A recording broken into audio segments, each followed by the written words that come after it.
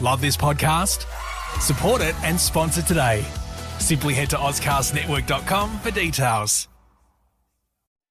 DKWilkinson.com. Professional Australian voiceovers are proud to be a four-wheeled sponsor of Negative Camber. DKWilkinson.com. With over 10,000 commercials voiced and an international award for a commercial advert. Commercial and corporate, we do make a difference. Phone messages for under $10. DKWilkinson.com. Your professional wordsmith. This podcast is proudly supported by Matt Hall from Superkart South Australia, HandyPay, SA's leading personal lender, Patrizzi Course, and Tindo Solar, Australia's only solar panel manufacturer.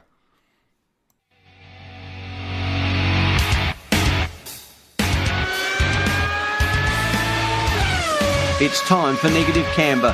This is the opportunity that Senna's looking for, and he's going through. Ouch! Oh my goodness, this is fantastic! Proudly sponsored by Tindo Solar. Start generating free energy and saving money with Aussie-made solar. Call 1300 846 367 or visit their website tindosolar.com.au. And now it's time to introduce your hosts, Jamie Lemieux and Leigh Harrison. Good evening, everyone, and welcome to Negative Camber, the motorsport show proudly supporting Scuderia Ferrari Club Adelaide. How are we all? I hope everyone's enjoying this beautiful sunny evening, and with me is my wonderful co-host, Mr. Leigh Harrison. Good evening, Mr. Lemieux. How was your weekend? My weekend was okay, mate. I was just doing my thing, you know. I spent some time, it was more family day, and in between that was working... or watching actually on the V8 Supercar series, so wanted to get myself up to speed with that in preparation for the big one in a couple of weeks' time. So yeah, what about yourself? Busy weekend for me, mate. I was up at the Bend yesterday, driving standards advisor for Circuit Excel, and then also emceed an awards dinner. I got an emergency phone call from Mr. Nathan Green during the week, who helps look after a lot of the Circuit Excel stuff in the background, and Nick Scaife as well, and they asked me to come and, you know, they'd heard our podcast and heard our radio show, so thought it would be good to get me on board to host their awards night. So that was a bit of a, you know, trip down practice lane ahead of the Karting SA Awards in a couple of weeks' time. Fantastic. You know what this means? It means I can stand to the side of the stage and you can be front and centre come the Karting SA Awards in a couple of weeks. No, I've had my moment in the sun. I'll let you take on board the leadership role, and I'll just come in for special comments. Cool. That's right. So if I make all the mistakes, then you can just sit there and look good. Exactly. I'll take it for the team. Exactly. That is okay. Mate, right. We've got to get it out. We've been dropping hints for the last couple of weeks, and you have some news to announce to the world. Out with it. Yeah, you're talking about the new job? The new job. Okay. So, proudly accepted the role as general manager for Aussie Karts, a new electric kart brand in Adelaide here. So that's going to open up at Holden Hill. Opening date is still yet to be determined. We're going to push hard this week and get a lot done. We got heaps done last week with the track build, which was really, really exciting. But yeah, we're hoping to open this side of Christmas if all goes well. So looking forward to hosting some Scuderia Ferrari Kart Club events there. And yeah, look, from all thoughts moving forward, the Facebook page is blowing up with inquiries. So I don't think we're going to be short of customers when we get going. No. And from what I've seen so far, it looks fantastic. So congratulations to you. Also to Armando, who's kind of been steering the ship for the last couple of years in preparation for this. So shout out to Armando Paradiso as well. Hope he's doing well. Yeah, tell us a little bit about the facility. So it's electric karts, first of its kind in Adelaide. Yeah. What else have you got up your sleeve at the facility? We've got a beautiful cafe there that's going in as well. So the cafe is going to be done on sort of like a burgersy, dude foodie kind of take there, but it'll be like a real classy cafe, not just a burgers and chips kind of shoved in the corner a dealio. It's just a little warehouse, so our track's about 200 metres. We've used as much of the space as we can to put the track in, and it's going to be about 5 metres wide in most parts. There's a couple of small little pinch points, but it's just to dodge a couple of poles, and it's going to create some good overtaking. So I've spent pretty well this whole week mapping the track out on the floor with our barrier system and trying to, just move things and align things in a way that's going to create some, okay passing opportunities with the space that we've got. And hopefully it's pretty fun. I've been having a good time driving around it at the moment. It's been super slippery because we've got heaps of work going on and dust and stuff in the building. So been more of a drift circuit at the moment than it is a grippy kart track. But we'll look forward to dialing in some race lines. And the karts are pretty unique in the fact that they're electric. The only ones in Adelaide that are electric. They've also got a diff in them, so it means, for those that don't know, a kart normally has a solid rear axle, so both rear wheels spin at the same time. Our karts don't have that problem, so you don't have to drive them as hard. It should be a bit easier to drive all the go-karts. They'll manoeuvre sort of tighter sections better than a solid rear axle go-kart will. But yeah, no, it should be all good. Really looking forward to getting open and welcoming our first lot of customers probably in mid to late December. That should be fantastic, mate. I can't wait. It's about 5 minutes down the road from my house, so I will be a regular. Yeah. One of our members and listeners, Marty Alduva, lives 3 minutes up the road from the place as well. So fair to say you'll be bombarded. I'm looking forward to it. I don't have any doubt. Like I said, the Facebook page has been going berserk. We went from something like 79 followers on the Facebook page this week to over 700 or 800 now. My phone's just lighting up. It just doesn't stop. Yeah, it's good. No, it's awesome. Happy to help promote and do what we can to. I'm sure it won't take too long for it to gain its own momentum and its own steam, but anything that we can do from a club perspective to assist, more than happy to help out. So I think you'll be there enough to help out, mate. You're going to be self-supporting it from your back pocket, I think, by the sounds of it. Might take shares in the place, never know. Do yourself a favour, my friend. Go and see the new James Bond movie if you have not done that yet. No, I have not done that yet. I've not been to the cinema in multiple years, actually. I couldn't tell you the last time I went to a cinema to watch a movie, but on your advice, I may just do that. It is fantastic. Probably, I'd say up there with Casino Royale as the best Daniel Craig movie. But I can't give the ending away because some people have and have not seen it yet. It's the most different ending I think I've seen in quite a long time, and you kind of walk out of the cinema kind of feeling a little bit numb. Yeah, okay. So, but must see. Well, that might be, I do Wednesday night date night with my wife, and it's my turn this week, so maybe that's what's on the cards. Might have to book in a bit of a gold-class cinema experience or something for date night and go and see this new James Bond film. I think you should. Otherwise, Shay will look at you like Toto looked at the cameras last week in Brazil with the finger pointing and everything else. She's probably listening right now, actually, so I've probably just dobbed myself in and told her and ruined the surprise of date night, so that's just to throw you off the scent, honey. I've already got something else planned. Oh, well, no, it's all right. Change it. Go to Lux. Lux at Tea Tree Plaza, very, very good. Yeah, no, yeah. We'll go down. So, speaking of big events, the Aussie Karts Tailem Bend 200 is on next week, and that is going to be a cracking race because there are two championships on the line. The light class with Dylan Richter versus Simon Reichelt, and also but now Simon's probably going to walk that because Dylan's decided to go to Perth. Yep. And Matt Stead versus moi. Am I out of the running completely here, or is it like I'm down an outside smoky? You're an outside smoky, but the ego in me is going to say, no, you're gone, mate. Okay, fair enough. I like how much you're putting this down, but the field dwindled a little bit. It just increases my chances of coming away with a strong win. So I hope you and Matt Stead have got your best game on next weekend. Yeah, we actually managed to get 17 karts lined up, and then the Karting Australia announced that the Australian Karting Championship was going to be held at Monardo, which was the final of that in a couple of weeks or a week after the race or something along those lines. So unfortunately, we had to lose a couple of competitors because they were going to compete in the AKC, and if it was in Puckapunya, they probably wouldn't have done it. Yep. But it's in Monardo, so naturally that's going to take priority, and I completely understand that. As frustrating as it is, at the end of the day, it's the AKC, so that takes priority, and those guys that and girls that couldn't race, I wish them all the best sincerely. So. But however, we'll still have 12 karts there, and it's going to be a cracking day. So, which means, but looking at the driver combinations and stuff like that, it looks like it's actually going to be quite a competitive race. So I'm still tossing up a coin whether I put you in as Pro-Am or a Pro.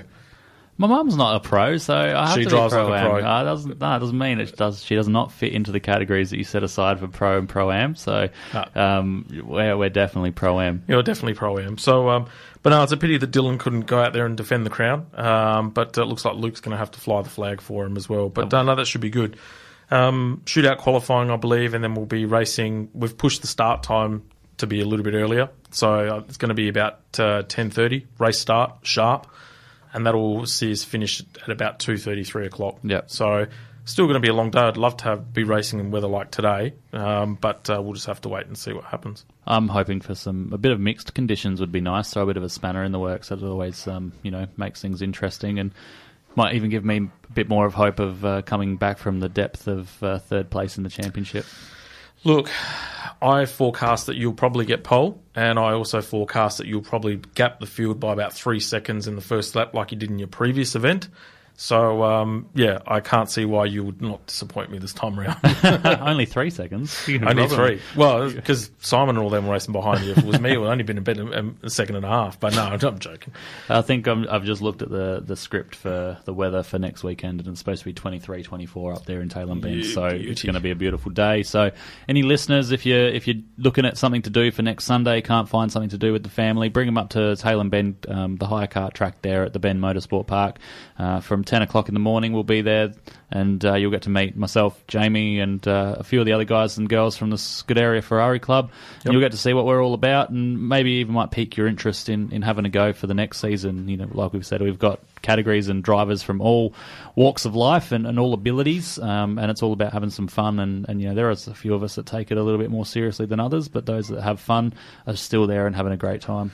Yeah, absolutely, especially with the hire kart series. I mean, obviously with e-karts now featuring in the series next year as well, it's going to be unique because you'll get a cross-section of all different tracks and all different types of karts. But what it also shows is, you'll be able to showcase probably one of the best tracks for open racing in the state. And Sean and the guys at the Bend put on a great show for us. They look after us really well. Multiple refueling stops. There's always people that come to watch. Since we've raced, just locals that are waiting for their turn and that sort of thing as well. So, no, I'm looking forward to it. It should be a great day, and I encourage everyone to come out there. If you want some time to kill, it's a bit of a drive. You can enjoy the drive and see the Murraylands on the way there through. And, it should be good. I'm looking forward to it. Likewise, I can't wait to get on track and have a crack. Okay, now, the Mr. Leigh. Remember that? Remember that segment? I do remember that segment. It is back. And it's back because one of our listeners sent me a message during the week and said, I have a topic of discussion for you. And I'm like, ooh, this sounds good. Throw it at me. And so they said, I've got a question. Given the recent announcements in Formula One land where Antonio Giovinazzi, rightly or wrongly, was given the boot from Alfa Romeo and they replaced him with a very well-funded Chinese driver who still got some results. Zhao, I think his surname was, if I remember correctly. Has motorsport become entertainment purely and a business, or is there still purity in sport? Yeah, it's definitely a business. Mm-hmm. It's but they're in the business of entertainment. It's yin and yang, isn't it? There is purity in the sport in the sense that there is amazing drivers that have made it and made it off of their own backs and created a path for themselves. But at the end of the day, as soon as we lost all of the sponsorship that could come from cigarettes and to alcohol, a lot of things changed in sport.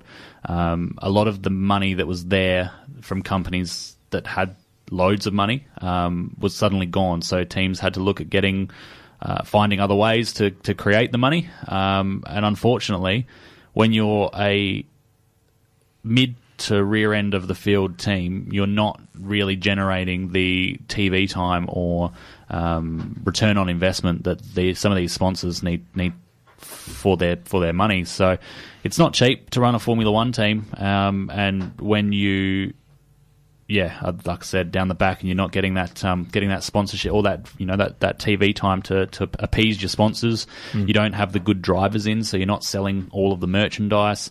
You're not winning races, so people are either die hard on the drivers. Like, I'm a Kimi Räikkönen fan, so I've got Sauber merchandise, so I've got Alfa Romeo merchandise. purely and simply because of Kimi Räikkönen. So they've either got to have a pay driver in there that pays the bills, or they've got to pay super amount of money to try and get a really big name driver. So as much as it is entertainment, I think there's a really heavy business aspect there, and I don't think you can really call it either entertainment nor business, because they are in the business of entertaining us, and it unfortunately takes a lot of money to run that business. Yeah. We saw that, I suppose, and I see both sides of the argument, to be honest with you. I think from an entertainment perspective, a good example, of course, is Netflix and Formula One. I don't think Formula One has been any bigger globally right now than what it is at the moment. Irrespective, I think people have gone past the engine notes and the sounds and all that sort of stuff. I mean, hearing V10s and V12s and their purity is, one now for the archives. We're in an environment now where it's all about sustainability.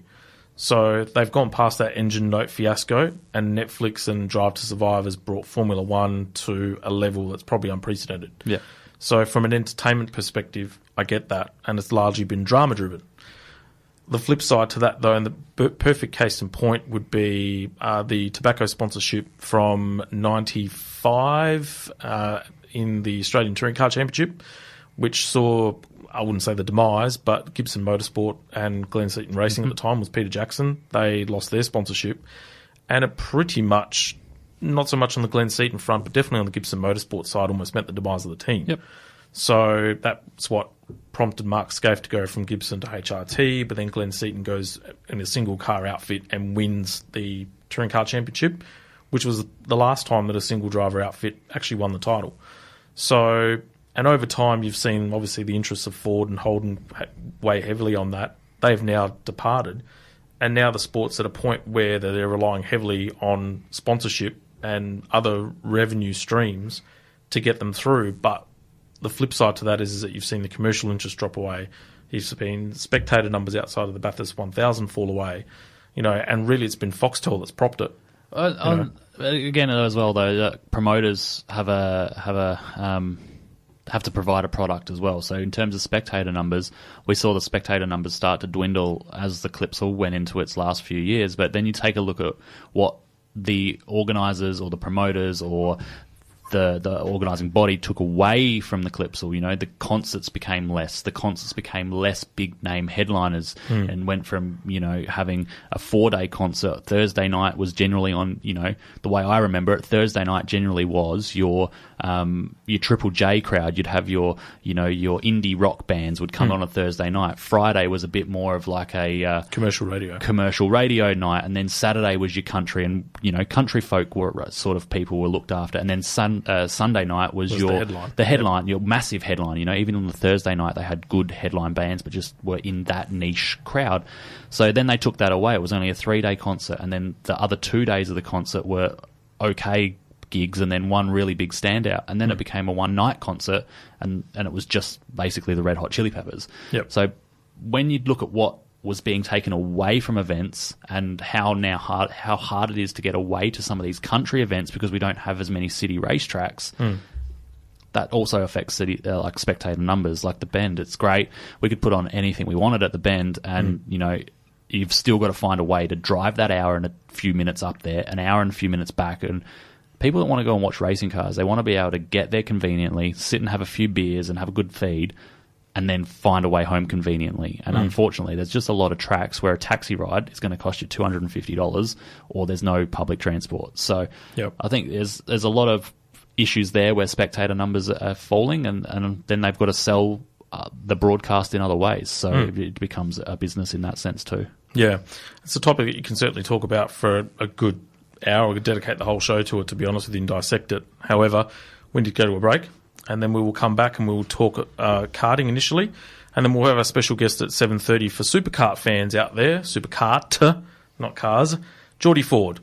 So we'll be back after this short break with some messages, and then we'll come back to karting.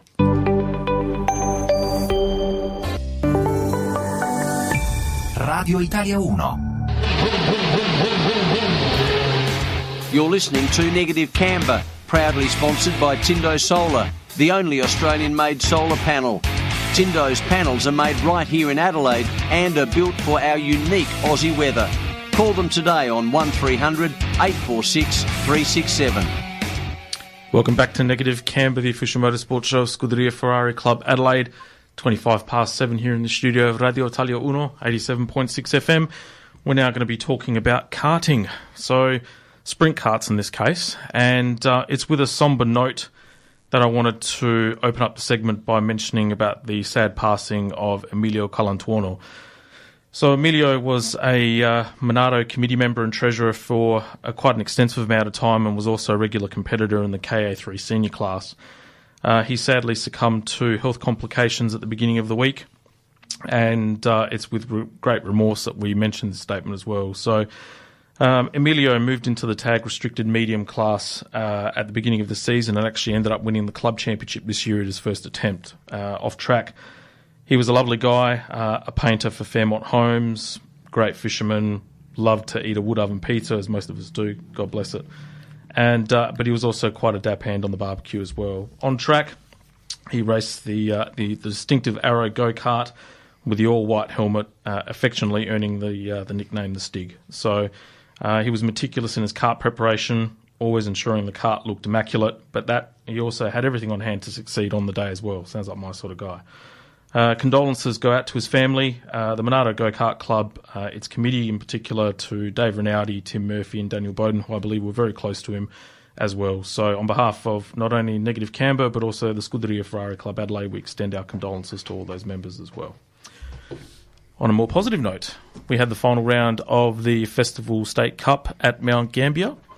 That was held today, and results have actually come through. They were having some issues with Speed Hive at the beginning of the week, at the beginning of the meet, I believe. And over to you, my friend, to fire through some results, dear sir. Yeah, I wish we could have a bit more race report and say a bit more of what was going on, but unfortunately, being so far away, we couldn't make it. And we'll go through the results, though. In KA3 Senior Light, we had Troy Morland winning from Christian Cowie and Nicky Watson picking up the final placing in the podiums there. KA3 Junior, it was Anthony Capobianco in first place with Leo Ianella in second and Ben Holiday, fresh from his couple of state championship wins, picking up third. Then we moved on to Tag 125 Light, and we had Jacob Dowson picking up a strong win there by around 4 seconds. Ryan Morgan finishing second, Christian Cowie third. I think Jacob was pretty dominant all weekend, and I think he would be a strong favourite for winning the Festival State Cup overall there. Mm-hmm. In 4SS Light, we had Callan Belmonte take the win from Antonio Ormsby and Brock Harrison, and they were sharing the track with 4SS Heavy, and our dear old friend Matthew Hall was a 4.2 second victor in the final there from Jack Ryan and then Daniel Bowden. Matt Hall and Heavy? Yeah, Matt Hall, I would be heavy as well, so that's not a super surprise to me, but Daniel Bowden, rolled out the podium there. It was pretty close for second through fourth, with David Rinaldi in fourth, and they were separated by half a second as they crossed the line, so that would have been an interesting race to watch. That would probably mean Daniel Bowden's wrapped up heavy for Festival State Cup, I reckon. Be pretty close. Yeah. Cadet 12, Noah Enright was the standout there, with Riley Harrison in second and Xavier Kane in third. KA4 Junior Light, we had Darcy Hain in first, Salvatore Imbrogno in second, and Giuseppe Imbrogno in third. And Cadet 9, we had Dominic Mercuri, Michael Capobianco, Levi Ross, and Ileana rounded out the field in that one, a couple of tenths off the pace, but she did a good job nonetheless. Yep. Debut there for her, so she'll be more the visor out of it. Yep, tag restricted medium, Jed Stanton with the winner from John Ellis and James Treasure. And in tag restricted light, we had Trent Ashman in first, Anthony Ormsby second, James Bowden in third. And rounding out the day with 4SS medium, again, our good friend Matthew Hall, a very, very slim victor in this race by 0.043 of a second. So that would have been a drag race to the line with Callan Belmonte and Joseph Barone rounding out the podium there. Yes, I look forward to having my debrief with Matt later in the week as a bit of a catch-up. So he no doubt will have some stories to tell, so it should be good. But that'll wrap up the Festival State Cup, and probably that's majority of the end of the karting season state-wise. I know that the Monado and Southern Go-Kart Club were meant to have a dual club day, but that's now been replaced with the AKC. Yeah. So we will actually do a preview of the AKC in more detail in our next show in a fortnight's time. Speaking of which, we are actually going to do our first live web show, which is something that we're going to be really looking forward to. December 19th, I think it is. It's our, which is the 4 weeks from today. 4 weeks from today. So we'll be live. It'll be like a TV show, live to air on radio, live on Facebook. We're just going to be live. So it's, I know Ron from Podcast City has been doing is looking forward to it, as are we. Yep. And, it should be good. We might be our first foray into TV. Fingers crossed. It should go off without a hitch. Ron's done an awesome job with the shows that I've seen him doing for us here on Radio Italia over the last couple weeks to a month. And we're starting to line up some guests. We're really close to being able to announce. I reckon by the time we get to this show in 2 weeks' time, we'll be able to fully announce our first guest, and then we'll have a couple other ones on for the web show, which is going to be awesome. Yes, that particular guest I believe you've caught up with recently, and he's an out gun. I'm looking forward to it. Yeah, so a bit of a reunion with him. Yeah, no, it's going to be. You're right, I did, and he's really looking forward to it. He's got plenty of stories to share with us, and he's not afraid to speak his mind. So it's going to be good fun. I like it. We may have to extend the show to 3 hours, then, if that's the case. So, it should be good. We are going to go to a break, and then we'll be back very shortly with Jordie Ford talking Superkarts. Radio Italia 1. You're listening to Negative Camber, proudly sponsored by Tindo Solar, the only Australian-made solar panel. Tindo's panels are made right here in Adelaide and are built for our unique Aussie weather. Call them today on 1300 846 367. Welcome back to Negative Camber, the official motorsport show of Scuderia Ferrari Club Adelaide. We're continuing our karting segment thanks to dkwilkinson.com, but we actually changed discipline slightly and we go into superkarts. And with us on the line is our special guest for tonight, probably the face and maybe the ambassador, you could say, of superkarts here in Australia at the moment, Jordie Ford. How are you, Jordie? Hey, mate. How you going? Yeah, good. Mate, what are you doing with yourself these days at the moment, considering not too much racing's been happening? Yeah, not too much racing's been happening with all the COVID, especially here in Victoria. But we're really looking forward to some racing in 2022. We've been setting up a national championship or a big national championship next year. First round will be at the Bend, and then the second one at Phillip Island. But apart from that, we kicked things off last weekend with the state championships at Phillip Island. So that's pretty much been the only thing happening in the last 6 months. Yeah, we've been pretty lucky here in South Australia at the moment. There's been some racing with the Adelaide Superkart Club. I know that we get some footage from time to time and some results that we do try and cover as well. So we've got names here at the moment for our listeners that are not too familiar. We've got, I'll call them the fabulous Armadio boys with Team Armadio there. We've got, we've got Ian Williams as well, Brendan Stillwell, also racing a lot as well. So they keep us up to speed with some of the events that's going on. But I guess from your perspective, can you describe to us the differences primarily between the Superkart and, say, a KZ shifter kart? It was a big learning curve when I jumped in the Superkart back in, I think, 2014. I've been racing KZ for 3 or 4 years with Shamek Racing and Superkart. And jumping into it, it was just a huge difference feeling the aerodynamics kicking in. You've got a front and rear wing, so getting used to that was huge. But also you're laying down a little bit more, so getting used to the driving position was also a bit different because you're not in a normal go-kart. You can't shift your shoulders around, shift your weight around and generate grip. You're kind of really relying on the aerodynamics and the setup of the kart. Yep. What's it like to drive the 250cc Superkart, yours in particular? Can you describe for us that haven't had that opportunity, what it's like and the sensations you're kind of feeling on the road. I'm still getting used to it. I don't think I'll ever get used to it. It's so fast. There's so much acceleration and just so much grip. I've been racing them for over 5 years now, the 250 Superkarts, and now the Division 1 twin cylinder. We're doing speeds of 250 k's at Phillip Island and the Bend, and you're on that edge of control. That's the real, you're on a roller coaster. You're just trying to hold on, but you're in control. But that fine, exciting edge. That adrenaline edge where you're just in control. I love it. Yeah. You did some racing overseas there for a little while at one stage. Is that right? Yeah. So after winning the Australian Championship in 2015.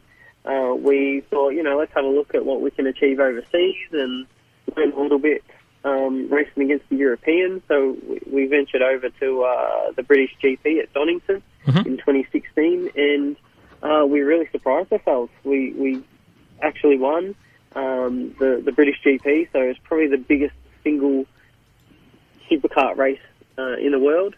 Yep. And then we thought, let's do a little more. Let's see what other tracks and championships we can take on. So we actually participated in the 2017 CIK European Championship, and we managed to take that home, take the European Mono Cup Championship home. So it was really awesome getting that exposure for Australia, but also bringing back the knowledge and experience from Europe to share with everyone in Australia. Yeah, cool. And how does the Australian series, both from a national and a domestic standpoint, compare to the racing standards overseas? We're actually growing quite well here in Australia. In Europe, it's obviously very formal compared to what a lot of people would see the sprint kart CIK Championship formalities be like. So they're very, they run pretty parallel to that over in Europe. But over here in Australia, we're a little bit more laid back, and it's a lot more of a hobby sport for a lot of people here. So we're able to just come together as a tight-knit community and enjoy it together. But the racing is still just as fierce, and we're slowly getting our name back out there, and the availability of karts is growing phenomenally. So we're going to keep growing, and it's just going to keep becoming more professional and prestigious as it has been. Yeah, it's funny because, Superkarts for me was really what got me into the sport. I remember watching the likes of Barbara Hepworth and Les May and Ralph Ruprecht racing at the Adelaide Grand Prix back in the mid-90s as well. And for me to see that, those karts zipping around the street circuit with these, giant spoilers and, going down Brabham Straight at, well over 200k plus was what got me into it.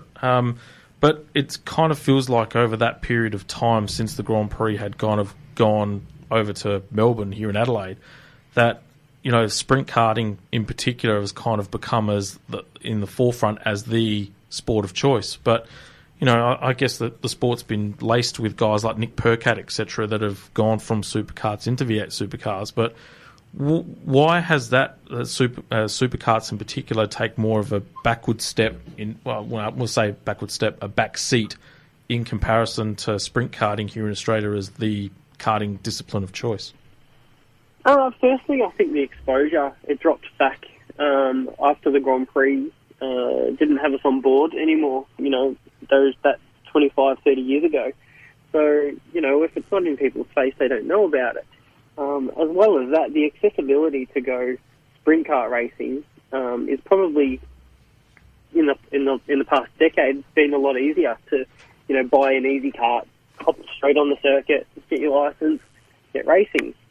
Whereas superkarts, there's just not as many go-karts available. I think the go-kart retailers haven't quite kept up to date and pushing their businesses. It's an aging population within our category because we haven't had that exposure. But now I think there's an injection of youth. We've got people like Nicolas Schembri Tim Weir, he's the president up in Queensland. You know, the Amadio boys, Harry Giorgio over in Adelaide. Mm-hmm. Those guys are really injecting a bit of youth and enthusiasm into the sport, as well as a lot of karts being available from Europe and people building them over here again. So slowly, you know, there's more karts available for people to race. There's a lot more social media now. We're sharing our sport. We want people to see it. Kart Sport News has been a fantastic avenue for not only sprint karts but superkarting here in Australia as well. But yeah, we're slowly stepping it up. You know, lap records are getting broken around circuits again. You know, technology, you know, does the circle and it evolves. So the karts are getting a little bit faster. We're breaking records again and making a name for ourselves. So hopefully that exposure keeps, you know, growing on itself, and we can keep getting our name out there. And you know, people consider us over just normal sprint karts. You know, who wouldn't want to race around Australia's best circuit and be faster than a V8 supercar for a fraction of the cost? So, you know, the more that we educate people about that option rather than going to a sprint kart, the more people we're going to get. Yeah.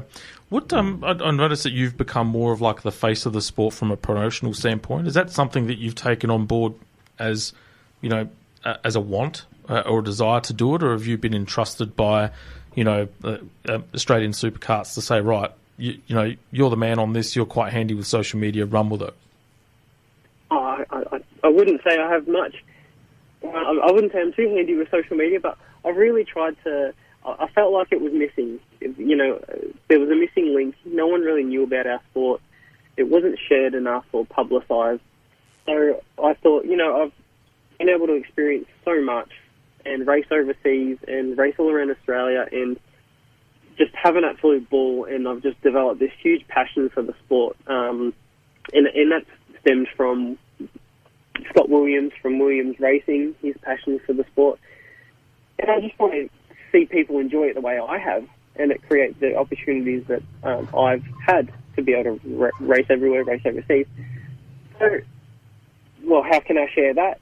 Is the first thing I can do is social media, you know, share as much stuff as I can, create a few social media accounts. So there's Australian Superkarts on Instagram and Facebook, the Australian Superkart Drivers and Teams group on Facebook.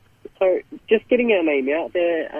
The most recent video that Scott Williams shared, who I race with, he shared a video of just a superkart on a dyno producing over 100 horsepower, which is, you know, unheard of for a go-kart. And that has now reached almost 6 million views on TikTok.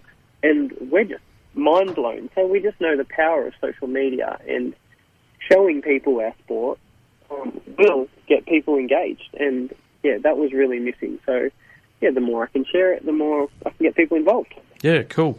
Hey, what's the cost of running a superkart in comparison to a sprint car? How does it compare?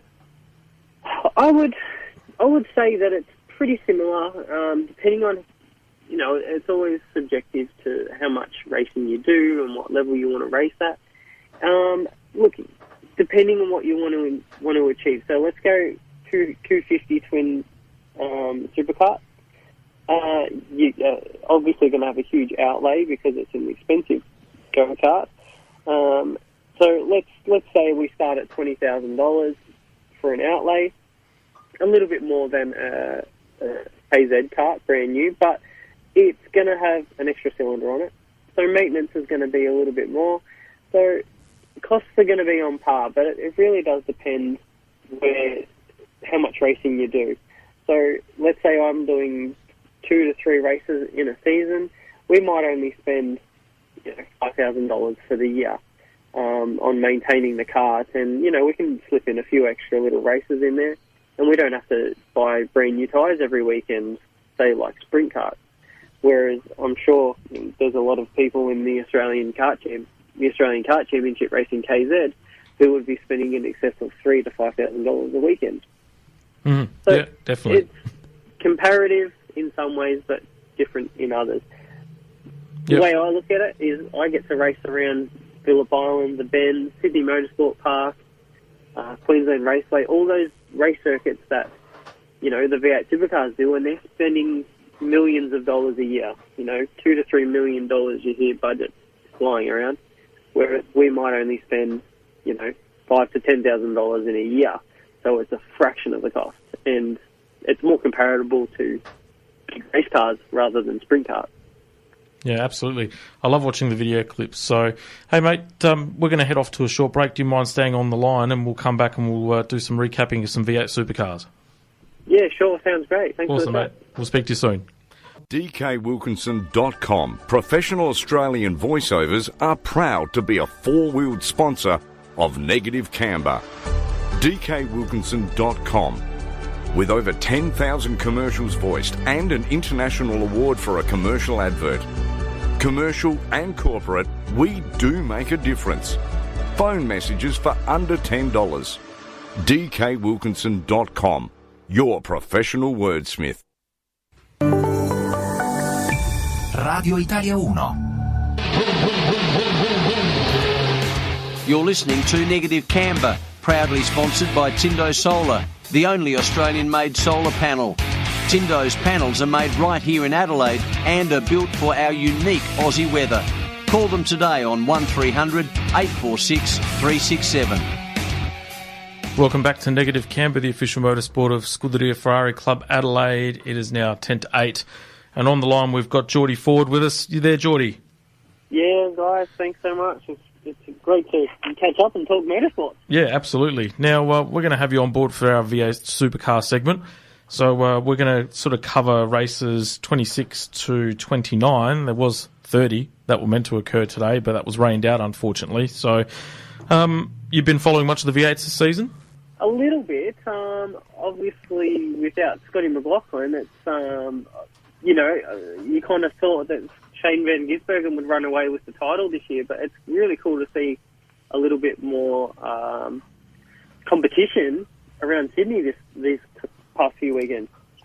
It's one thing that's definitely, when they first released the fixture for the 4 races at Sydney, we kind of thought it was going to be rinse and repeat.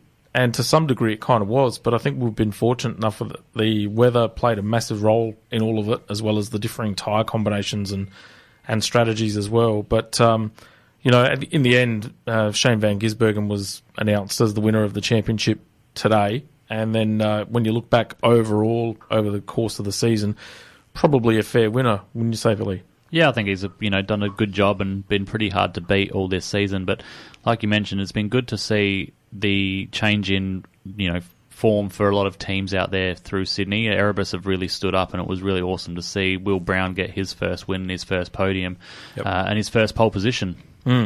Jordie, what was your take on the Jamie Whincup versus Shane Van Gisbergen battle in race 28 last week? I thought it was fantastic. I've gone over it a couple of times, and there's so many perspectives you could think of. There's a multi-million-dollar team with multi-million-dollar cars, rubbing wheels and, trying to look good for sponsors, but it made for a great show. And at the same time, we're all racers. I'm sure Leigh could attest to this. Like, being a racer, it doesn't matter what you get told, to back off for your teammate or anything. We've just got this thing within us that just wants to win. So, why would you want to pull over for your teammate? Who cares if he's got a championship to win? Especially when you're going to be his boss for next season too, and you're going to want you just want to put him back in his little place and just remind him, I'm the boss, I'll do what I want. So you are right though. It's good to see racing and back from the go-kart days. You never wanted to let anyone through, even your best friends. So it doesn't matter how close you are. Sometimes you do want to race door to door, and it didn't really cost them much in the end, which is always good to see. But if I was Roland, I would have been scratching my head a little bit. Race this week and then got to pack the cars back up and head to Bathurst, and they can't head back to the factory and rebuild them because they can't get in due to COVID. So, yeah, bit of an interesting one, that one. Well, it's probably good that Jamie, is a team boss, or is going to be, and he's probably thinking short-term as well as long-term. Like you said, put you back in your place. But, he already knows that we're in a really good position to win the team's championship. We're in a really good position to win the drivers' championship, which they end up doing. I'm just going to have some fun with it. So let's have some fun while we do it.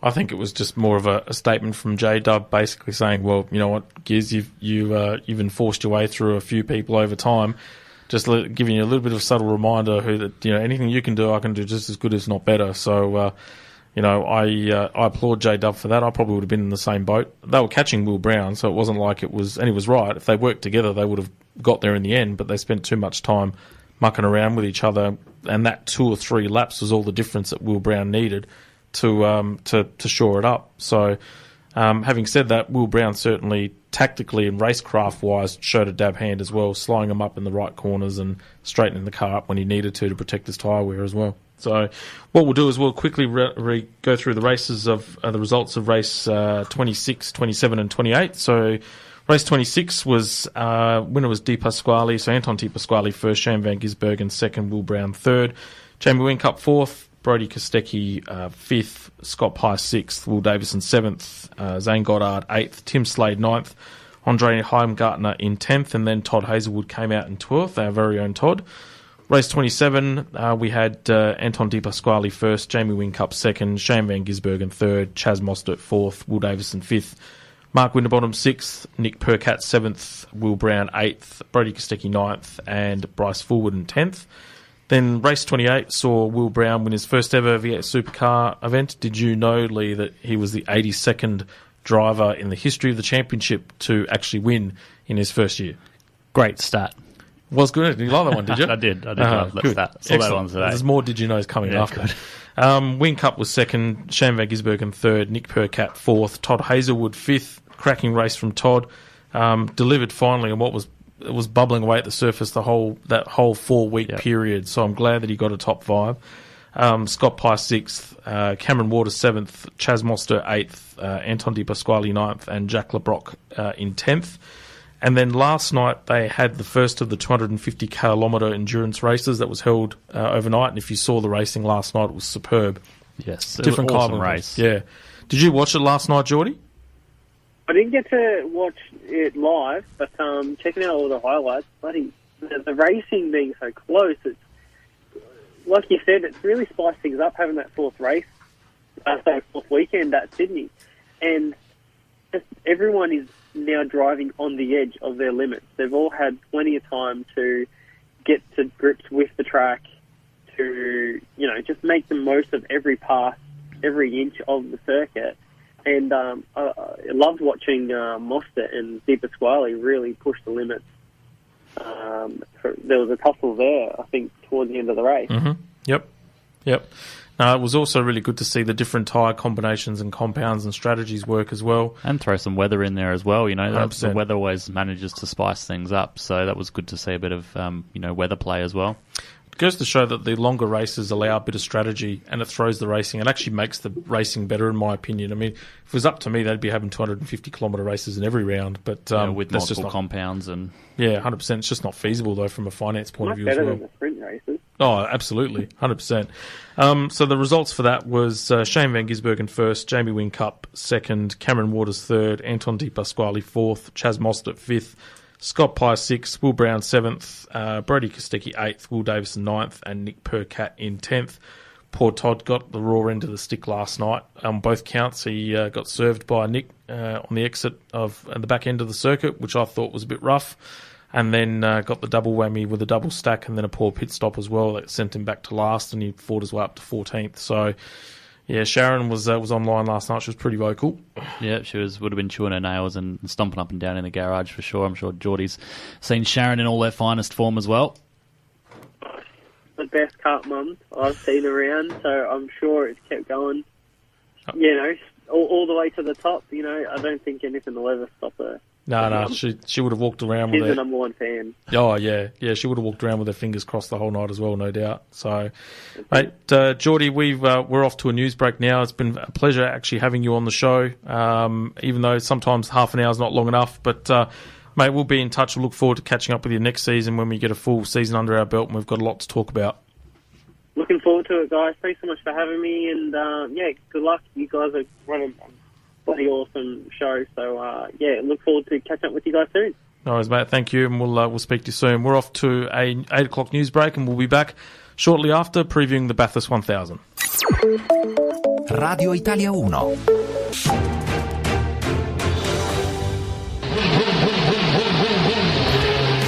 You're listening to Negative Camber, proudly sponsored by Tindo Solar, the only Australian-made solar panel. Tindo's panels are made right here in Adelaide and are built for our unique Aussie weather. Call them today on 1300 846 367.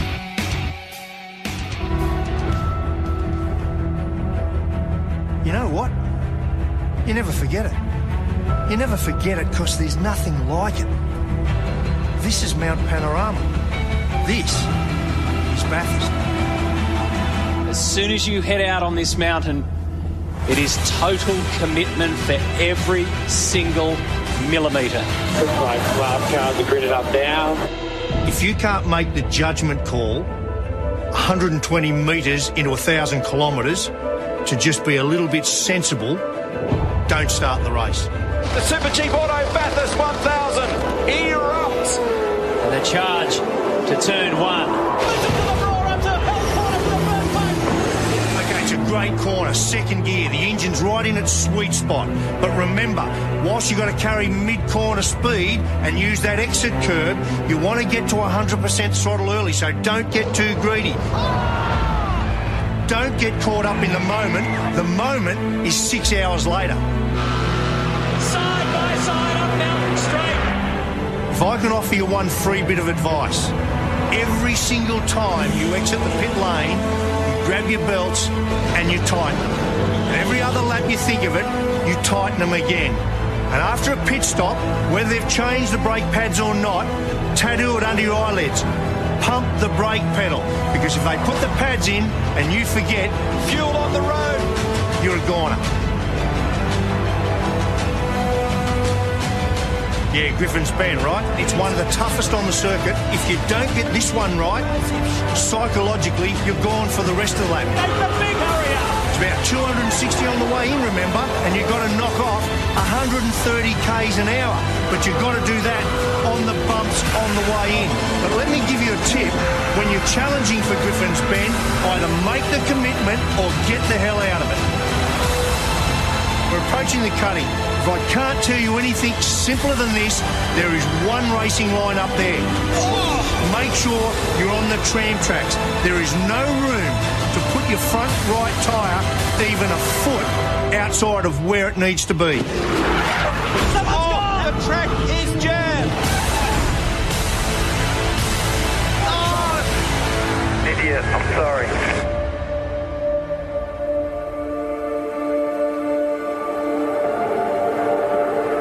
When we come up to Reed Park, you need to hug the wall. Put the car right over there, hard on the wall, but be careful. Don't overuse the curb on the inside. It'll feed you into the wall. Drama here. This is a great part of the circuit where we go from going up the hill and we transform to going down the hills. And no more beautiful sight than your revs in front of you. Bang, bang, bang, bang, bang.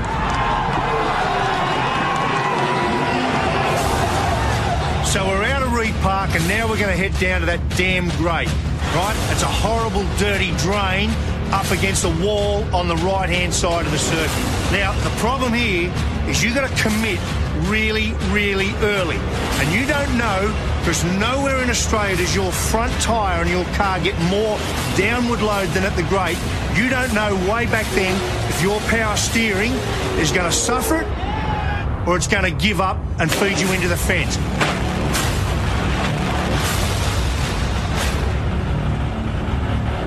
So we've got through the grate. We're now heading through Sulman to McPhillamy Park. This is Mount Panorama. This is where you need to be thinking corners ahead of where you are. You can't see the roadway up ahead, but you're going to average from the cutting all the way to Skyline around 200 kilometres an hour. This ain't kids' play. Big moment. So you've got through the top of the mountain, you've done the tough driver stuff. Now, throw that bit away, you're going to be a ballerina. That's the view from Skyline. Go for broke time. time, you're going to need to dance all the way down through the S's. The descent starts. Until you arrive at the dipper.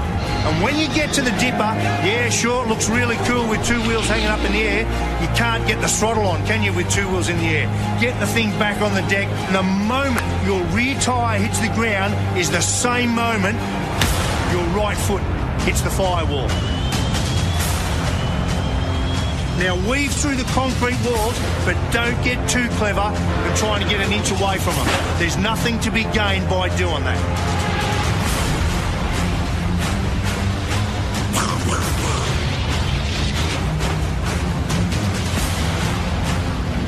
Forest elbow. This is the second time and the only other time in the lap that you're not going to feel your front tyres.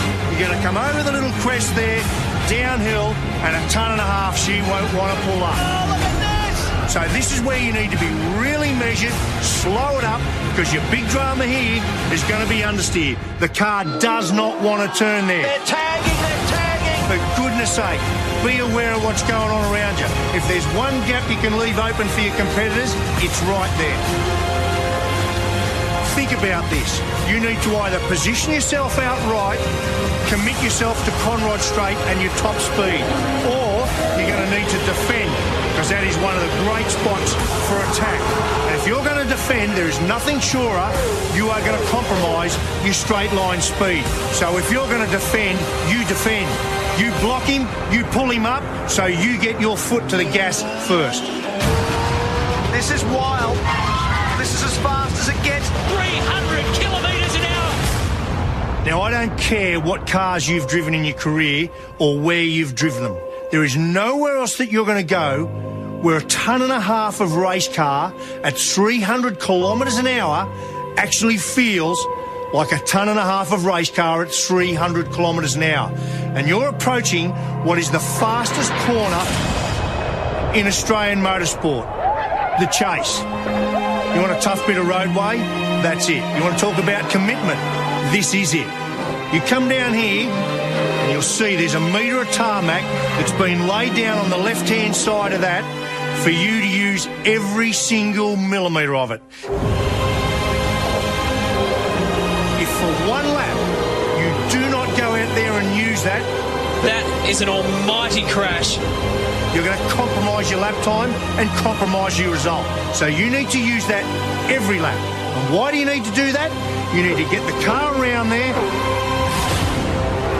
At 300 kilometres an hour, do not lift your right foot off the throttle until the car is squared up, and when it is, and only then, you put your foot on the brake and you push it so damn hard that you want to bend the brake pedal. He goes, he's into the side of him. They run into each other. He's blocked out, mate. He's going to redress. He's going to redress. Oh, no, they're all gone. This is huge in Australian motorsport. Last corner. So you've got 6 kilometres of the 6.213 kilometre circuit done. Do not get it wrong here. This kid is going to win this thing today. Finish the job right now. Will Davison might get this done. Nothing in it. He wins it by a car length. So that defines this mountain. That defines this race. Do you want to win it? Everyone wants to win it. If you can't first beat the mountain, you will never win this race.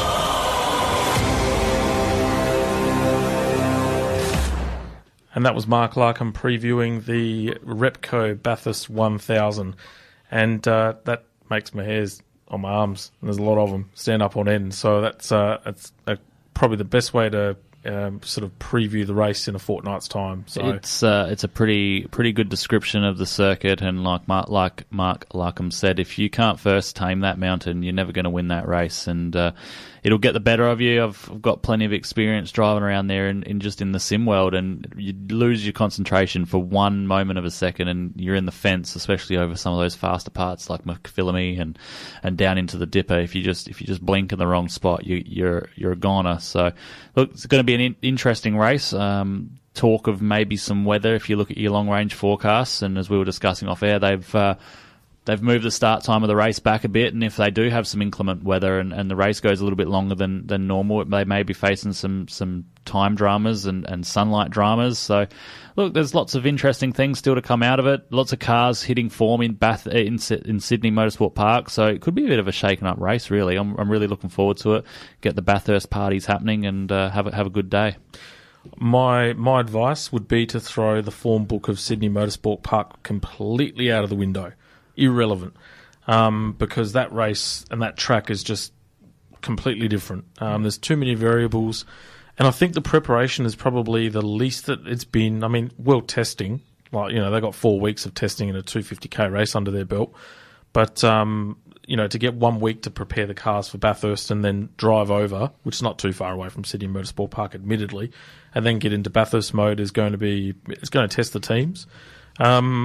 What do I expect from the race? In the past, especially over the recent past, it's been very much a race of two halves where they do an economy run really for the first half of the race and then kind of set themselves up for that last hour. And safety cars have bought into it. I think the field this year is probably too competitive and it's more bunched up together because of it. Admittedly, Red Bull will go into the Red Bull 888 will go into the races. Favourites, in particular the Tander versus Van Gisbergen car. But certainly I could probably name 10 driver combinations that could potentially get up and win this event. Yeah, it's going to be one of the closest ones, I think. And I think a lot of cars and a lot of drivers would have found something over, spending 4 weeks in Sydney, because they would have rolled out the truck with, quite a competitive setup, quite a Sydney-based setup, and having 4 weeks has given them a few extra practice sessions to try some things, and they'll get a read on what it's done, what some tricky bits have done, and how that's going to correlate into lap time at Bathurst as well. So, like you said, I think form book is going to be one that's hard to read. There's a lot of super strong driver pairings. I'm keeping my eye out for Reynolds and Youlden. Youlden's got obviously 3 or 4 extra sessions behind the wheel of a supercar in him. I think as well, like, it doesn't. Ingle's not going to take too much to get his head around it again, and Affini's a good little steerer, so I wouldn't write them off with good equipment as well. So it could be a big surprise winner this year. Yeah, I would agree. I think in my head right now, I'm thinking Mark Winterbottom and Michael Caruso are going to play a part in this race. Team 18, when they were racing at the 500 earlier this year at Mount Panorama, were very, very quick. And they've had really strong race pace. I think Tickford, in particular with Cameron Waters, and irrespective of the fact that I'm wearing a Cam Waters t-shirt tonight, and James Moffat will be super, super quick as well. I'm also liking Todd. I think Todd with Dean Fiore, we've been calling it for years that he needs a super experienced driver to help steady the ship. And I think Todd's preparation coming into this race is far better than what it's been in the past. No, with all due respect to Matt Stone and the previous drivers that he's had there. So, I think they had some pretty solid pace when they were at the mountain earlier this year as well. And admittedly, the weather's going to be very similar for the most part. What we haven't factored in is the fact that there's probably going to be 3 extra days of racing and a lot of different cars and a lot of different rubber, and that's going to be laid down. Yeah. So by Saturday, when they're doing the top 10 shootout, I'd expect times to be extremely quick. Yes, I think it's going to be interesting to see as well. It's going to be a good week of racing. Really looking forward to seeing TCR around there as well, and watching that. Super 5000, I think, are racing as well. So yeah, look, lots of interesting things to watch next week. Oh, not next week, week after. It's going to be an awesome week, and yeah, it's going to be interesting to see how the supercars hold up after 1,000 Ks at Bathurst. Did you know that Pole Position has only won the race 12 times in the history of the event? It's quite an alarming stat, isn't it? You don't really want to qualify in pole. One of my favourite pole position failures is when a certain off-air contact that we were talking about started on pole and got pile drived halfway up Mountain Straight. That was a really fun afternoon, that one for me. Probably one of the loudest ones I've cheered on.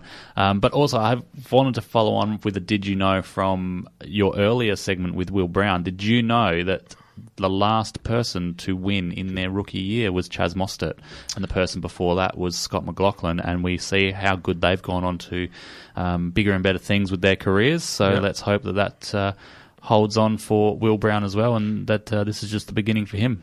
I did not know that. But did you know that the second place has actually won the race 11 times in the history of the event? So you've got almost as much chance of winning from pole as you do from second. Mm. Have you got the stat there on what the most winningest position to start from is in the Great Race? Third. There you go. Yep, 75% chance of winning from third. Well, there you go. Yeah. Look at that. Yeah.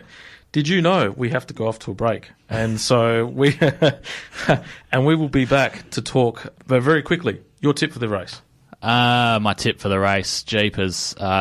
Yep, Holden, Ford, one of those cars will win. Duh. And look, I'm really hoping for Todd to get up there and make a stand, but it's hard to go past Van Gisbergen and Tander. Yeah, I would agree. Head over heart, I think SVG and Tander. So we're off to a break. We'll come back and we will talk Formula One. And did you know that I pressed the button for the break? DKWilkinson.com. Professional Australian voiceovers are proud to be a four-wheeled sponsor of Negative Camber. DKWilkinson.com. With over 10,000 commercials voiced and an international award for a commercial advert.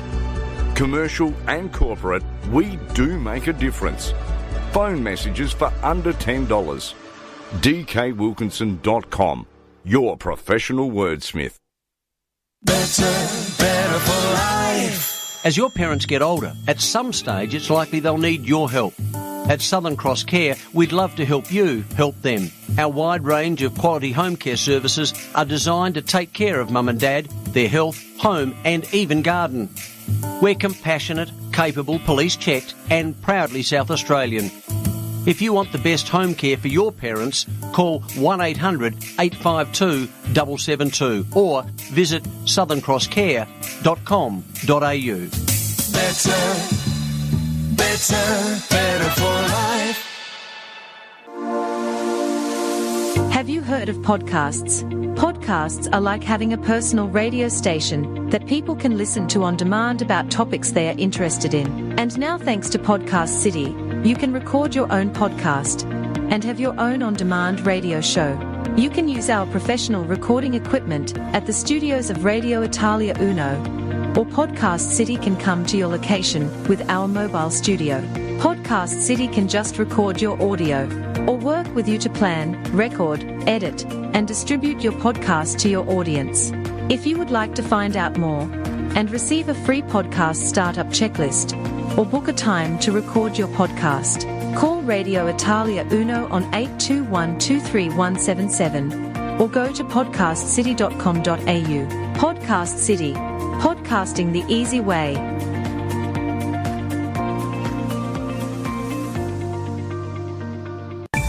Radio Italia Uno. You're listening to Negative Camber, proudly sponsored by Tindo Solar, the only Australian-made solar panel. Tindo's panels are made right here in Adelaide and are built for our unique Aussie weather. Call them today on 1300 846 367. Welcome back to Negative Camber, the official motorsport show of Scuderia Ferrari Club Adelaide, live from the studios of Radio Italia Uno, 87.6 FM. Big shout out to Jacob and Chris Rhodes, loyal listeners of ours that are making the trip back from Mount Gambier. Hello, boys. I hope you're enjoying the show.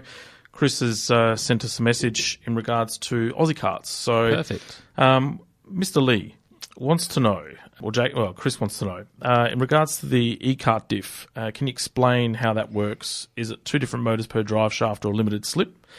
And can the motor wattage output be programmed for driver weight for even racing? It's limited slip, so that's that question out the way. What I thought was actually really interesting, though, is that it's actually got 2 brake discs and 2 brake calipers as well. So that was something I'd completely not even thought about. But limited slip diff, and yes, the ECUs on the karts can be adjusted and controlled, and the wattage can be adjusted so that we can cap the top speed and put more power in for heavier drivers. That obviously affects battery life and the way that all that sort of stuff works. But lots of customizable features. We've got speakers on them as well, so we can make them sound like a Lamborghini or a Ferrari, or we could program two-stroke Iami X30 sounds in there, and they would sound like that as well. So plenty of customization in the karts themselves, and we look forward to being able to produce hopefully some really close racing, no matter your shape or height.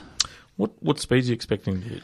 Look, on the straight, we're about, on the sweeping straight, we're on about 42 kilometres an hour, which is, it still feels like you're moving, and when most of that is flat to the floor, opposite lock, sideways, it feels pretty fast. So hopefully when the grip goes down, we'll get a little bit quicker again, but really that's about the limit with just the length of the track that we've got. There's not really much straight line there. So the trick with the track is going to be to make sure you're optimizing your power output on the exit of a corner, because the way that I've shaped the track is conducive to opening up a gap on the inside of a corner. So you sort of have to swing out wide to take the ideal line if you're trying to set a fast lap. But, that'll open up a dive on the inside. So plenty of opportunity for overtaking.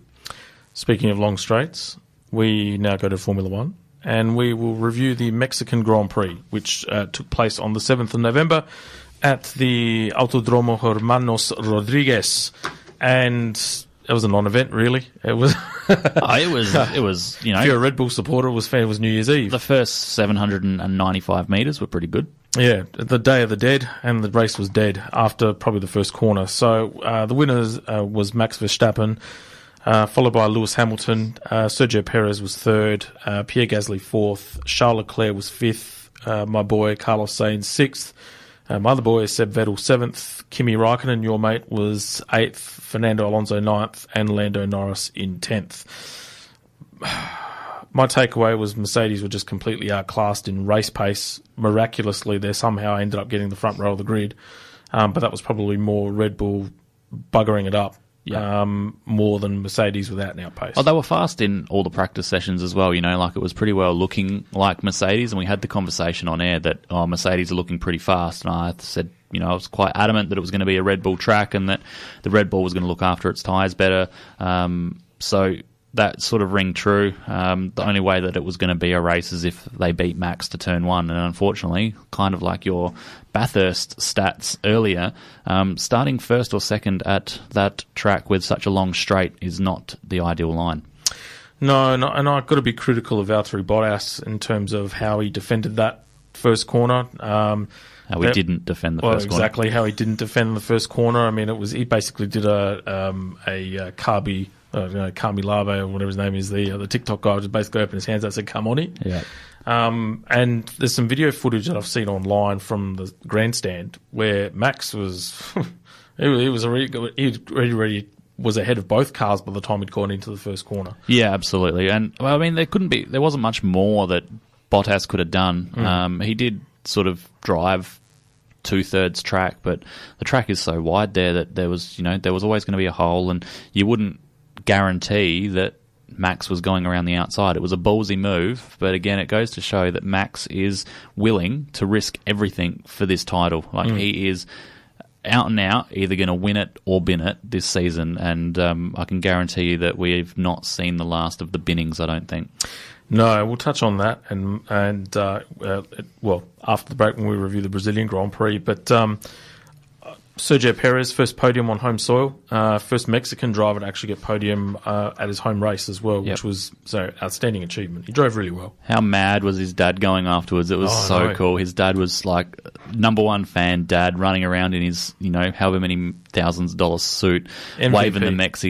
waving the Mexico flag. They're even boosting Max up in the air and all that sort of stuff. But what I thought was super cute was I saw a photo on, I think it was Twitter or LinkedIn or something, on Monday or Tuesday, but it was Sergio's son standing off to the side of the podium and just staring at his dad in pure adulation of his achievement of being the first Mexican driver to score a podium. It was just the most wholesome photo, awesome.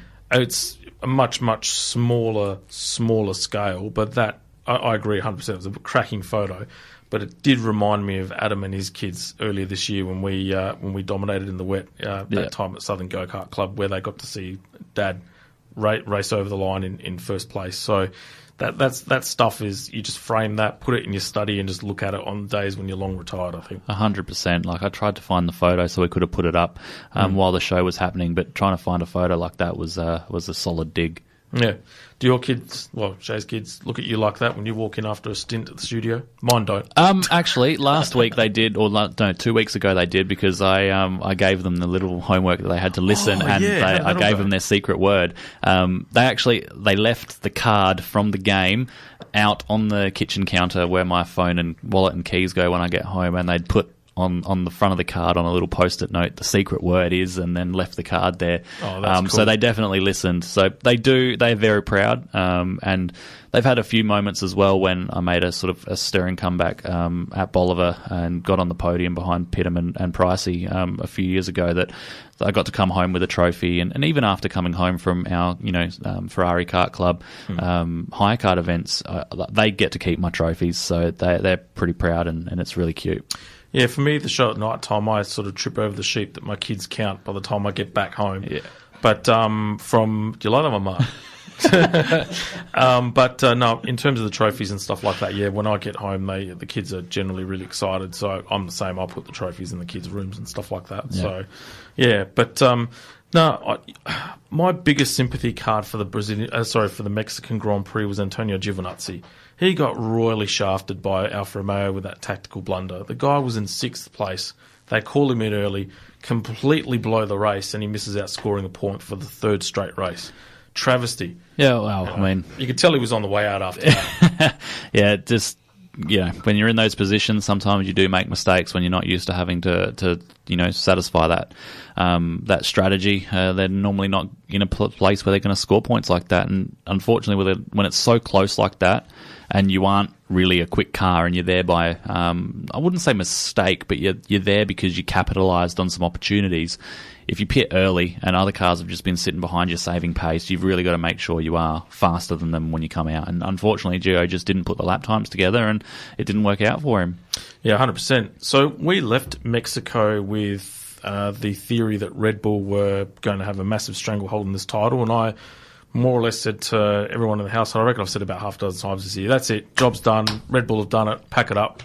Then we had Brazil, and then we'll talk about that after the break. Radio Italia 1. Radio Italia 1. You're listening to Negative Camber, proudly sponsored by Tindo Solar, the only Australian-made solar panel. Tindo's panels are made right here in Adelaide and are built for our unique Aussie weather. Call them today on 1300 846 367. Welcome back to Negative Camber, the official motorsport show of Scuderia Ferrari Club Adelaide. 8:35 here in the studio at the Radio Italia Uno studios. Last week we had another Formula One race at the Autodromo José Carlos Pace in Sao Paulo in Brazil. And fair to say, it turned everything on its head for a multitude of reasons, and these are the highlights.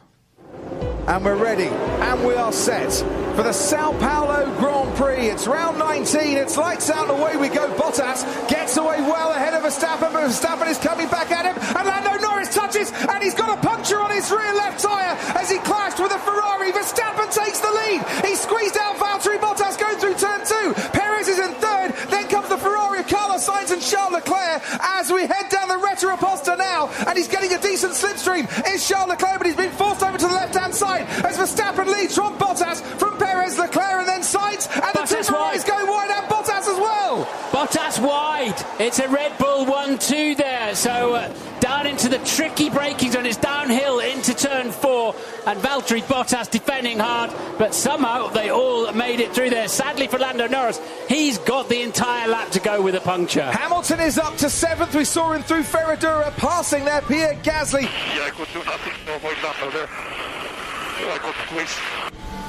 Full throttle, full blast, all the way to turn 1, and he is gaining in the slipstream of Carlos Sainz, pulls over to the inside. Sainz isn't going to fight that one, and Hamilton, if he is to win this race, in the space of 2 laps, has half the arrears that he needs to. Yuki Tsunoda going down the inside, but there just wasn't the space, and that's a lot of bodywork coming off there. He was not looking at all.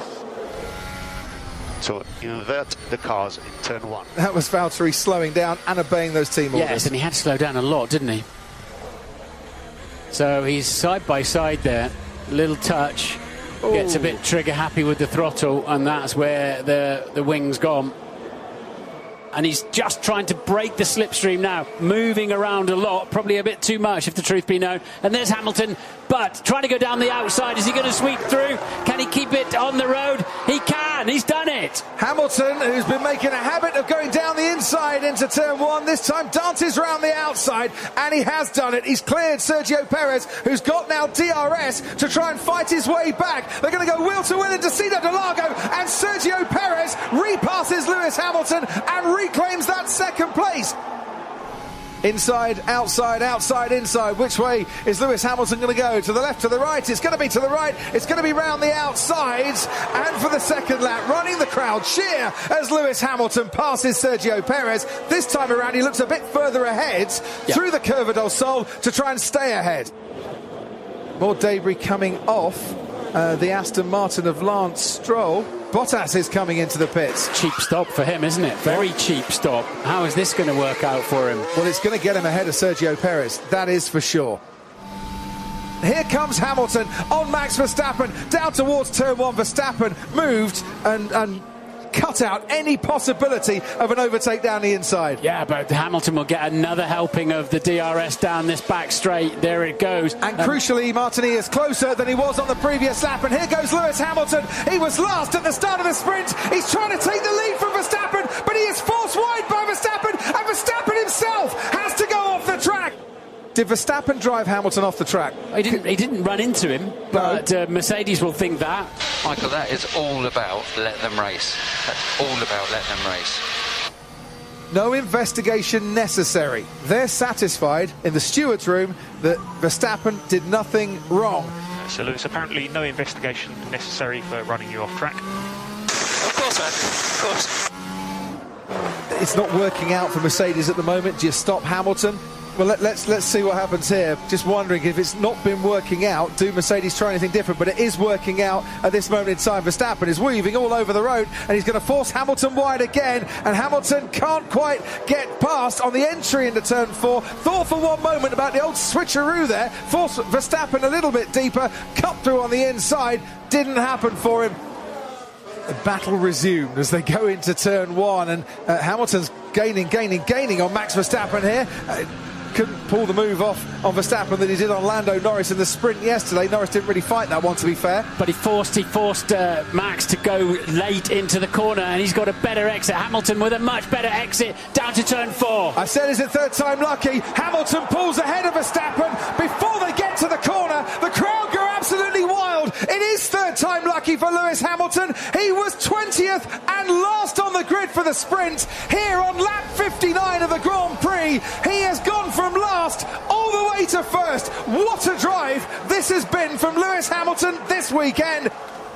Gasly's got Esteban Ocon in his sights. The two Frenchmen going to turn 1 together. They almost collide.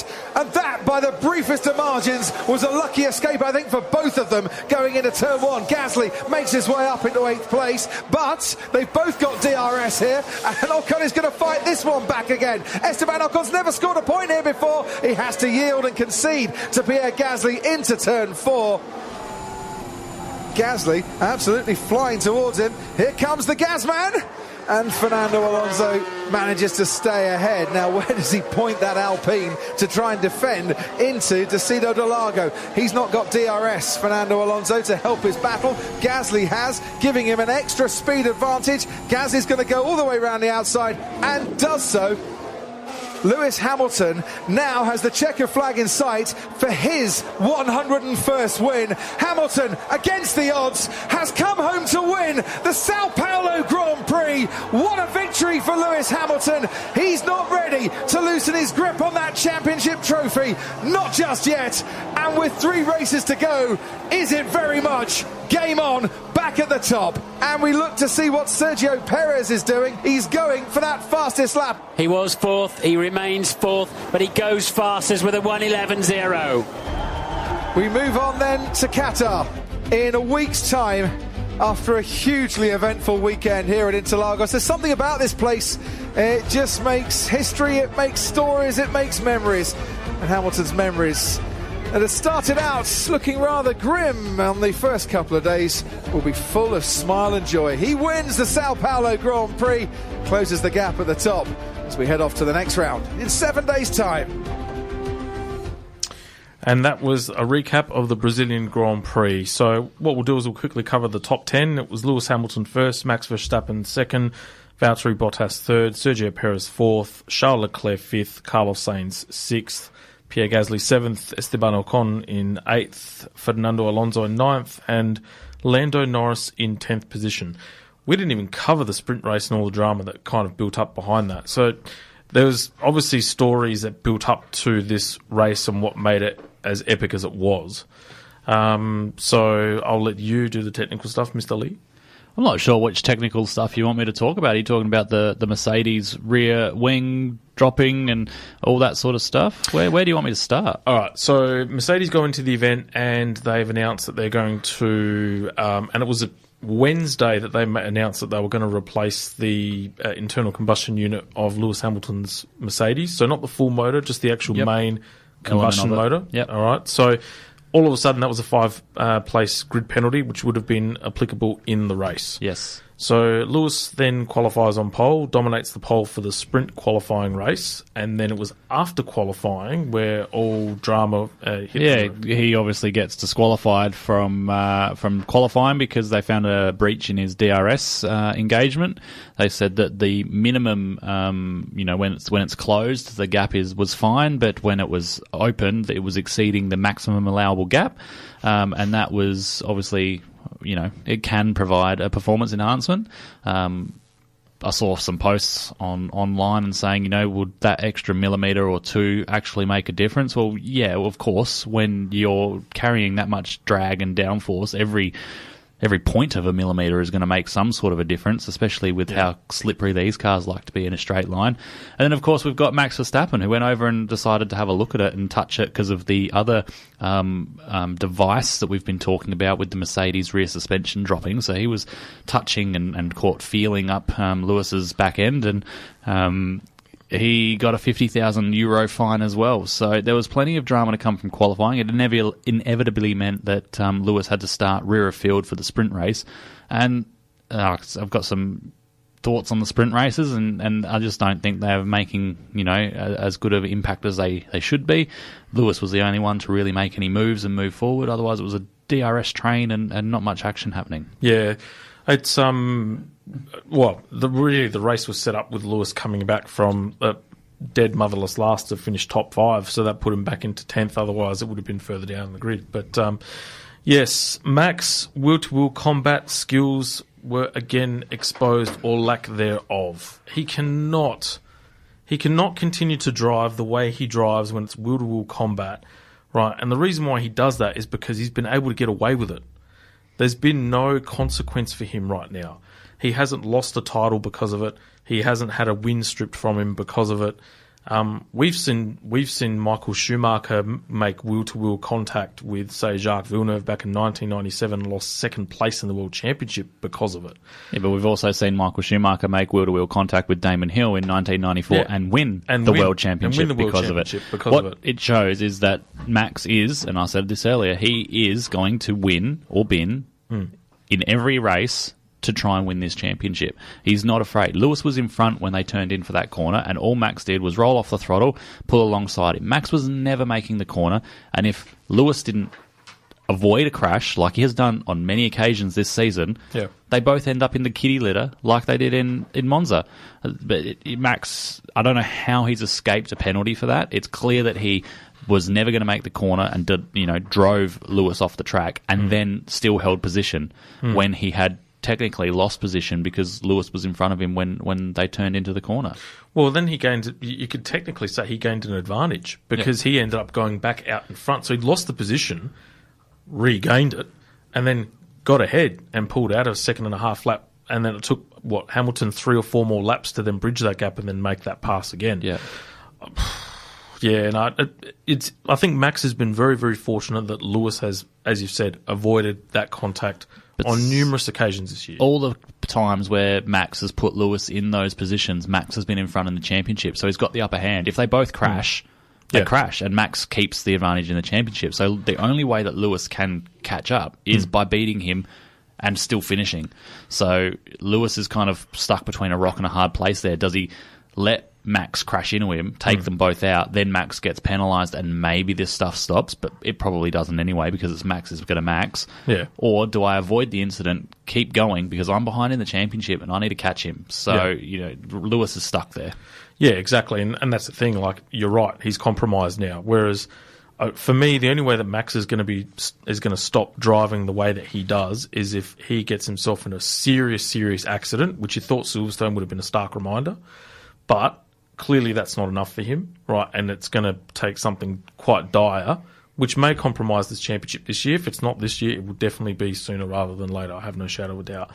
I also find the FIA quite inconsistent with how they rejected the rider review for Mercedes, given the video evidence that ironically took 2 days to come to hand when they've got all the cameras there. I'm confused about why we couldn't get that onboard footage of Max straight away. We got every other camera view that was available apart from that one until Tuesday or Wednesday this week. Yeah, I'm confused as well. They've got them and they come straight from the cameras off the car. Exactly right. It's straight overhead. So, look, I can't shed any light on that one, and not reading, not being there or on the ground. It's hard to ascertain why they couldn't access that camera. The camera that's pointing straight to the helmet, where you've got Max and his wheels just pointing left and he's looking, right. His right, our left, was just deplorable because it was clear as day there was no intent. Yeah. No intent whatsoever. I think if you start to drive like that, then maybe I question whether the championship's merit, and it kind of puts everything else in the shade for the rest of the season. I hope it doesn't get to that point. But we've been calling it all year. It's only going to get worse. Exactly. Especially if it goes to a title decider in Abu Dhabi. Where would you rank now? Hyperbole is a great thing. Reflection is a great thing. I know you're not necessarily Lewis's biggest fan, but where would you rate that drive of his in either the drives of all time, and then in particular with Lewis as well? It's right up there as one of the best. I'll make no mistake about that. He put on an absolute masterclass, really, even in that sprint race to get back to fifth. Nobody would have thought he would have got that far. I didn't. Definitely then not. Once, watching the sprint race live on the Sunday morning, seeing how easily he was passing cars with that new ICE, it was hard to see him not winning the race. And look, I think Mercedes have done the right option here with putting that in at a track where he could pass with a few extra kilometres an hour on everybody else in a far superior Mercedes. But if they used that internal combustion engine at this weekend's Grand Prix in Qatar, I don't think it would be so easy to pass, and he's probably going to struggle.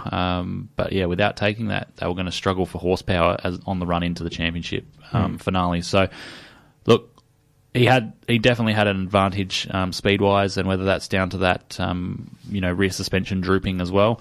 For anyone that hasn't seen the back end of the car squats under high load or at a certain speed and reduces the drag on the car.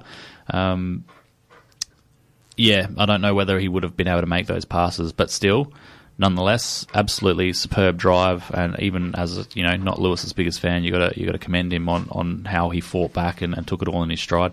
Yeah, 25 cars he passed in 93 laps of racing, so it's a phenomenal effort. I'd rank it there top 2 of his all-time drives. Probably doesn't quite beat his 08 British Grand Prix effort in the wet, but this will probably rank second for sure.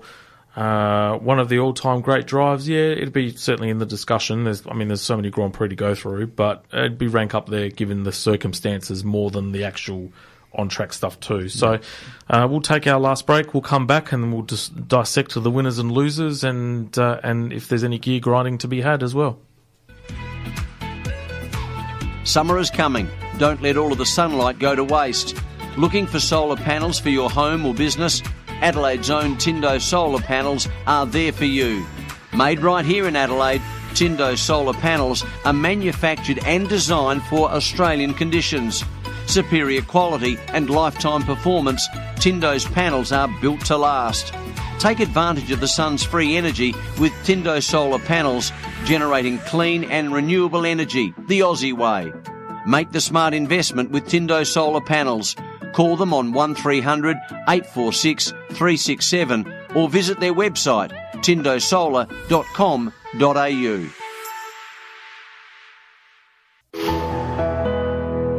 Radio Italia 1. You're listening to Negative Camber, proudly sponsored by Tindo Solar, the only Australian-made solar panel. Tindo's panels are made right here in Adelaide and are built for our unique Aussie weather. Call them today on 1300 846 367. Welcome back to Negative Camber, the official motorsport show of Scuderia Ferrari Club Adelaide. We're now entering the final lap, and we will complete our review of the Brazilian Grand Prix with the much loved or despised, depending on who you are, winners and losers segment. We were meant to have some intro music, but that'll be coming next week. So here's the intro. Right. I like that. I like that better than. Well, I like it better than what I produced for you anyway, because that was zip. Thinking on your feet there. That's excellent. Oh, that's the story of my life. But, all right, winner Lewis, self-explanatory. Did you know? Before the Brazil, just once in his 100 wins and 284 starts, had Hamilton come from the outside of the top 6 on the grid to win. The last one was Germany in 2018 when he came from 14th. Right. Biggest comeback drive that Brazil had ever seen on that particular circuit, even far surpassed Senna, but Senna always led. That's how good he was. So, but yeah, previously won from 8th, which left him 14 points behind, and championship still alive. Loser, Max, declared himself satisfied with the result. 15th, top 2, finished 19 races, pretty impressive. Copped a €50,000 fine for touching Lewis's car, you silly boy, in Parc Ferme, and showed tactical ineptitude with his defence of Hamilton and driving Bottas off the road in Turn 1 as well. We didn't even mention that, the gypsy. Winner, Ferrari, yes. On an amazing run of form at the moment, the team getting both cars in the top 8 for the 4th successive race. Charles finishing 5th and Carlos 6th. They have scored 18 points for the 3rd successive time. Did you know that it was Leclerc's 10th top 5 finish, while Sainz extended the largest active point-scoring streak of any driver to date this year to 12 races, which gives them a 31.5-point lead ahead of McLaren in the Constructors' title. Getting pretty far away for McLaren to try and catch that one up now. They've got to pull their finger out. I reckon it's done, unless there's a catastrophe tonight. Winner, Mercedes, fastest car in Brazil, but their weekend was set to be a tricky one from the moment they decided to fit Lewis Hamilton's car with a fresh motor and then triggering 5-place group penalty. Bottas did his job though on Saturday, and then after getting shafted at the start by Verstappen on Sunday, drove admirably to finish 3rd, and then of course that was his first podium since the Netherlands as well. And my final loser, unfortunately, Mick Schumacher. So been a few highs and lows this year for Mick, but his race was summarised by Brazil. You know, great qualifying, you know, for him anyway. Made a great start to run 3 places up from his grid slot, which was 15. But misjudged a pass on Kimi at turn 1, hitting the Alpha, destroying his front wing, cruised back to the pits and pretty much sat at the back for the rest of the race. And that was winners and losers. I have one other loser, which is the freight companies. Did you hear that the teams didn't really even get most of their freight until Thursday afternoon because there was heavy fog that delayed the planes leaving. So the teams only really got 3 pallets of cargo that they are allowed to mark as priority, and they've got to check them off before they put them in the plane, and that cargo got there. So I think there'll be a few teams reassessing what cargo they put in their priority boarding, but that was one of the losers as well that I thought of. Yeah, it's not COVID and supply chains at the moment, especially going to a place like Brazil, which struggles with things like security and freight and stuff like that. Indeed. Yeah, unbelievable. But I think that's the end of our show. We don't have any time for gear grinding tonight. I've got a did you know, though. Ooh. Did you know that in the National Football League, America's Football League, games which feature cats versus bird teams are locked at 209 wins for the cats, 209 losses for the cats, and 10 draws. So that's a pretty fun stat for you. I've got nothing. I'm aced. And on that note, we'll see everyone in 2 weeks' time. See you in 2 weeks' time, guys. We'll review Bathurst 1000. Good night. Love this podcast? Support it and sponsor today. Simply head to AuscastNetwork.com for details.